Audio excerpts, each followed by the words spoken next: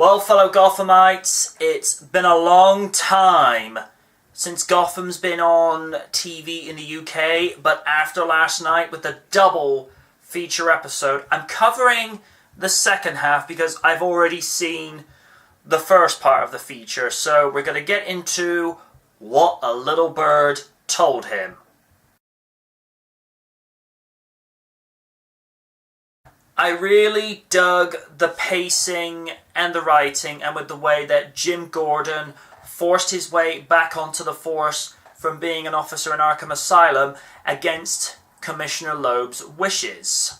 And the way the trap was set up for Jack Gruber, thinking he was going to get his hands on Maroni, but only to be foiled by Gotham's finest in Jim Gordon, was well done.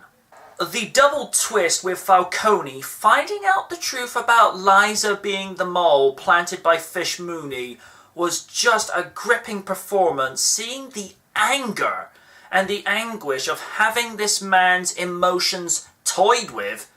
You felt for the guy, and John Doman put in a stellar performance.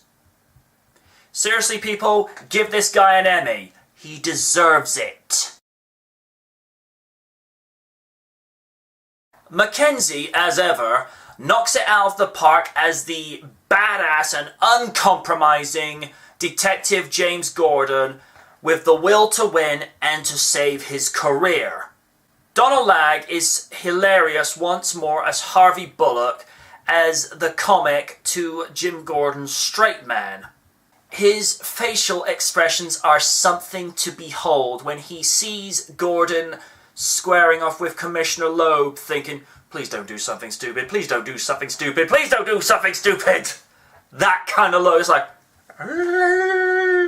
seriously, he probably was biting his nails off camera, like, don't do something stupid.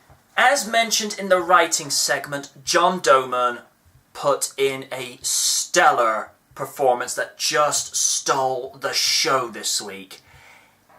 If he, and along with Robin Lord Taylor, does not win an award for his performances on this show, then something ain't right. The stakes were raised, and the double cross was thwarted, making for one of the best episodes of the series so far.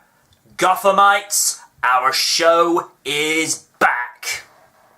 Until next time, good night from the night.